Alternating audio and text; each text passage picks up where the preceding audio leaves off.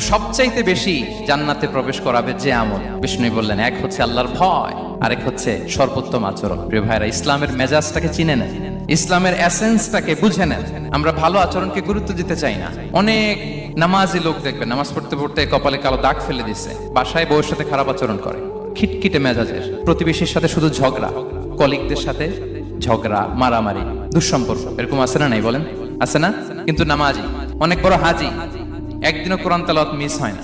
তো এত আবাদত করেও সে ইসলামের আসল এসেন্সটাকে ধরতে পারেনি। বিষ্ণু বললেন, সবচেয়ে বেশি জান্নাতে প্রবেশ করাবে যে দুটি আমল, একটি হচ্ছে তাকওয়াল্লাহ, আল্লাহর ভয়, আরেকটি হচ্ছে উত্তম আচরণ, সর্বোত্তম আচরণ। তো আমরা যেন উত্তম আচরণের অধিকারী হই, আমার স্ত্রীর সাথে যেন ভালো আচরণ করি, প্রতিবেশীর সাথে যেন ভালো আচরণ করি, ছেলে মেয়েদের সাথে যেন আমাদের অ্যাটিটিউডটা ভালো থাকে, আচরণটা ভালো থাকে, কলিগের সাথে যেন ভালো থাকে। বিশ্বনবীর আচরণ যেমন ছিল তেমন আচরণ যেন আমরা গড়ে তুলতে পারি। আওয়াজ করে পড়ুন আমিন। শুনানে আবু দাউদের